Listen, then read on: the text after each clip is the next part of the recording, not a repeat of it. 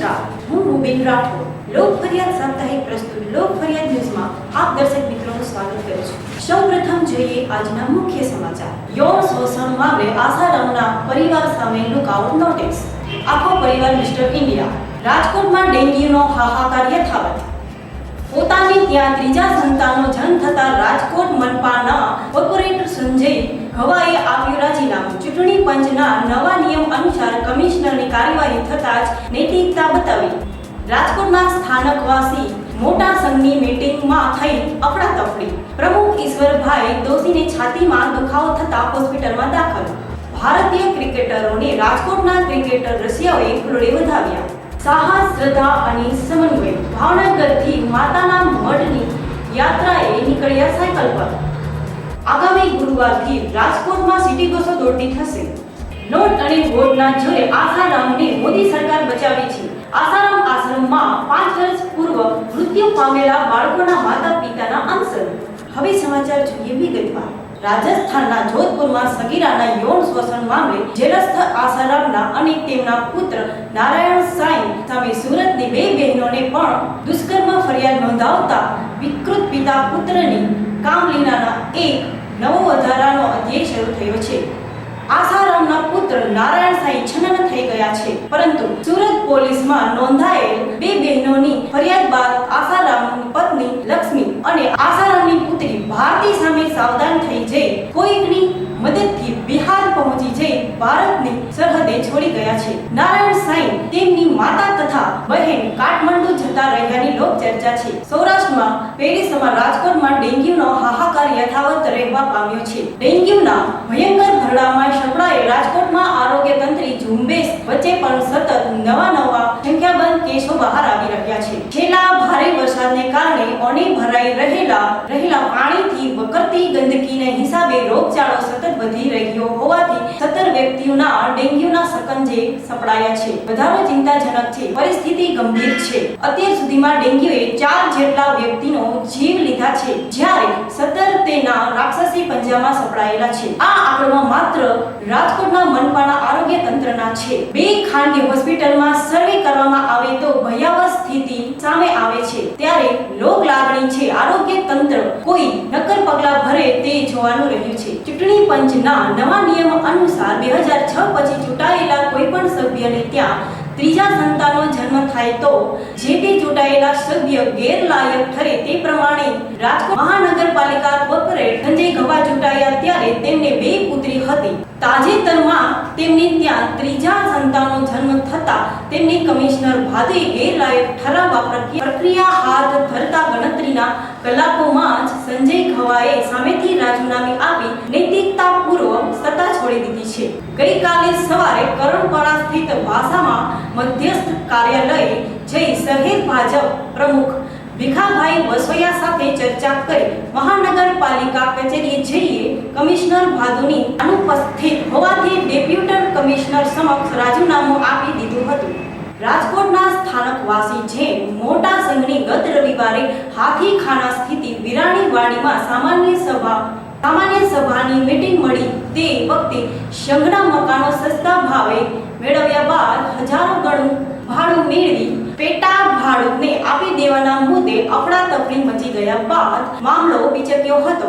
એક તબક્કે પુરુષ મહિલાઓ વચ્ચે હાથોહાથની ઝપાઝપી સર્જાતા પોલીસ અને સિક્યુરિટી બોલાવી પડી હતી. આ બનાવ બનતા પ્રમુખ ઈશ્વરભાઈ દોશીને છાતીમાં દુખાવો ઉપડી જતા સારવાર અર્થે હોસ્પિટલમાં ખસેડવા પડ્યા હતા. તે તબક્કે નિર્ણયો લેવામાં આવ્યા ન હતા, પરંતુ વર્તમાન પ્રમુખ પણ મીટિંગ છોડી ચાલ્યા જતા બંધારણ મુજબ ઉપપ્રમુખની વરણી કરી ગત વર્ષની સામાન્ય સભાના તમામ ઠરાવો રદ કરી નાખવામાં આવ્યા હતા.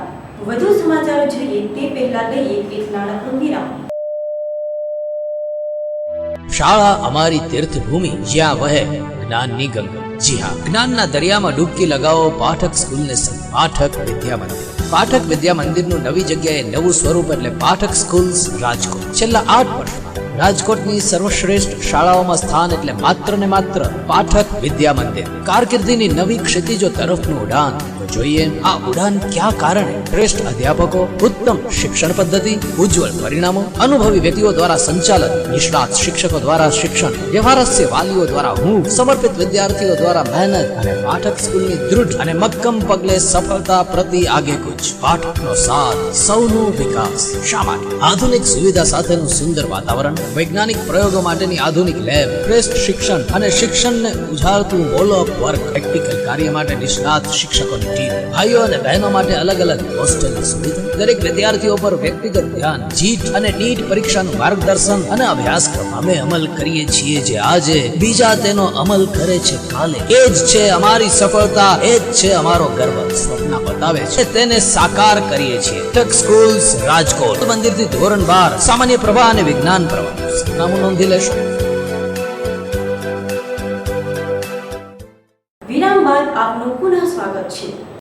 આગામી 10 ઓક્ટોબરે રાજકોટના નજીક ખંડેરી સ્ટેડિયમમાં ભારત ઓસ્ટ્રેલિયા વચ્ચે T20 મેચ રમાવાનો છે. આ તકે રંગીલા રાજકોટના ક્રિકેટ રસિયાઓમાં આનંદ છવાયો છે.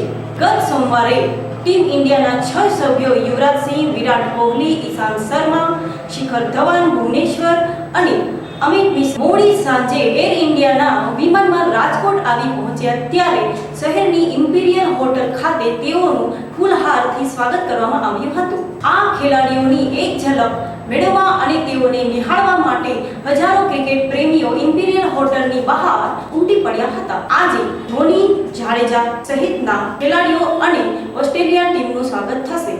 તમામ નવરાત્રી પ્રસંગે નિત્યક્રમ મુજબ શ્રદ્ધા આસ્થાના પ્રતીક સમાન કચ્છ ખાતેના આશાપુરા માતાજીના મઢે સાયકલ લઈ યુવાનો યાત્રા ખેડે છે. તેમ આ વર્ષે પણ ભાવનગર શહેરના 14 યાત્રાળુઓ સિંધુનગરની ઘોઘારી સોસાયટીથી સાયકલો લઈને યાત્રાએ રવાના થયા છે, જેમાં બાઇક સવારો પણ જોડાયા છે. એ યુવાનોની ટીમ પડિયાદ, મોરબી, અંજાર ચોથી રાત્રિએ માતાના મઢે પહોંચી જશે. તેઓએ અગાઉના અનુભવોને ધ્યાનમાં રાખી અગવડતાઓના ઉપાય અર્થ હવા ભરવાના પંપ, પંચર, સાધનો, દવાઓ સહિતની ચીજવસ્તુઓ સાથે રાખેલ છે. રાજકોટ શહેરમાં આગામી ગુરુવારથી સિટી બસો દોડતી થવાની છે. સિટી બસો ચાલુ કરેલી તેનું બાળચરણ કરવામાં ચાલાક રાજકોટ મહાનગરપાલિકા રાજકોટની 16 લાખની જનતાને 2 વર્ષ સુધી રાહ જોડાવે. આ ખાસ ગરીબ મહિલાઓ, બાળકોને ઉપયોગી બસ એવા લોકોને 2 વર્ષથી રાહ જોડાવી ફરી ગુરુવારથી ચાલુ કરવામાં તૈયાર છે. જણાવવામાં આવે છે કે આવતીકાલે બુધવારે 13 સિટી બસો રાજકોટમાં આવી જશે, જ્યારે મહિનાના અંત સુધીમાં 30 અને 3 માસના 60 બસો દોડતી ફરતી કરવામાં આવનાર છે. પ્રથમ રાહ સિટી બસ અને બાદમાં વિડકોસ એમ બંને એજન્સીઓએ આ સેવાને રચડાવેલ હતી. ત્યારબાદ વારંવાર પ્રયાસો છતાં મનપા ક્યારેક અંગત તો ક્યારેક જાહેર કારણોસર નિષ્ફળતા મેળવી હતી. હવે પોસ્ટમોર્ટમ થઈ ગયું છે. ઓટો રિક્ષા અને સિટી બસોની ચપ ન ઝરે તે માટે મનપા આરટીઓએ સાવધ રહેવાનું અનિવાર્ય બનશે. ગત 2008ની સાલમાં આસારામ આશ્રમમાં દીપક અભિષેકના મૃત્યુ થયેલ તેને આજે 5 વર્ષ થયા છતાં એમ બંને માસૂમ પુત્રોના માતા પિતાને ન્યાય મળ્યો નથી. જ્યારે રાજસ્થાનના જોધપુરની પોલીસે એક બાળકીના યૌન શોષણ મામલે આસારામની જિંદગી અને જીવનને ઝેર બનાવી નાખ્યું છે. દેશ વિદેશમાં આસારામની કારકિર્દી બનાવી નાખી છે. આજે દીપેશ અભિષેકના માતા પિતા 5મી વખત ન્યાયની અપેક્ષા સાથે પ્રજાનો સહકાર મેળવવા રસ્તા પર આવ્યા છે. આ દીપેશ અભિષેકના માતા પિતાએ 2008માં 11 વખત, 2010માં 1 વખત, મોદીના સદભાવના ઉપવાસ વખતે 2011માં 26 દિવસ તથા 2013માં 1 વખત એમ 5 વખત ગુજરાત સરકારને ન્યાય આપવા માટે અને જનતાનો સહકાર મેળવવા માટે ઉપવાસ ધરણા કર્યા હતા. આજે ફરીથી ધરણા કર્યા છે. પ્રફુલ્લભાઈ વાઘેલા જણાવે છે કે આસારામના સાધકોની કબૂલાતને આધારે અમે હાઈકોર્ટમાં રીટ કરીશું અને સીબીઆઈ તપાસ માંગીશું. વધુ સમાચારો જોઈએ તે પહેલા લઈએ એક નાનકડું વિરામ. ટ્રાવેલ્સની દુનિયામાં ઉત્તમ નામ અને અજોડ સ્થાન એટલે પૂજા ટ્રાવેલ્સ. કુશળ વિવેકી સ્ટાફ હંમેશ આપને સત્કારવા ઉત્સુક રહેશે. આરામદાયક યાત્રાનું બીજું નામ એટલે પૂજા ટ્રાવેલ્સ. સુખરૂપ યાત્રાનો સુખદ અનુભવ અમો આપને કરાવીશું. બસમાં આરામદાયક બેઠક વ્યવસ્થા, તેમજ સલામતીને પ્રથમ પ્રાધાન્ય. મુસાફરીનો સાચો ઉમંગ તો પૂજા ટ્રાવેલ્સને સંગ.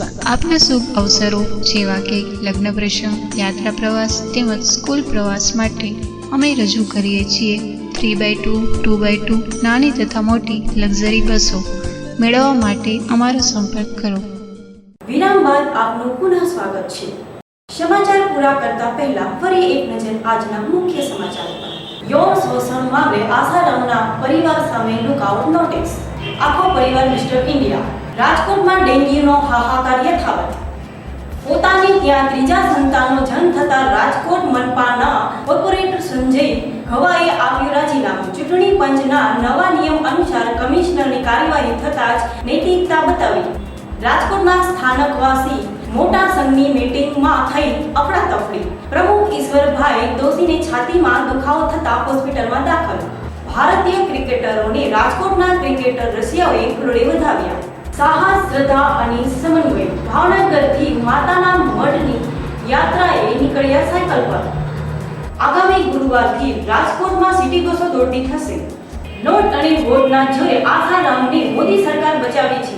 આસારામ આશ્રમમાં 5 વર્ષ પૂર્વ મૃત્યુ પામેલા બાળકોના માતા પિતાના અંશન. હવે જોઈએ સંક્ષિપ્ત સમાચારો.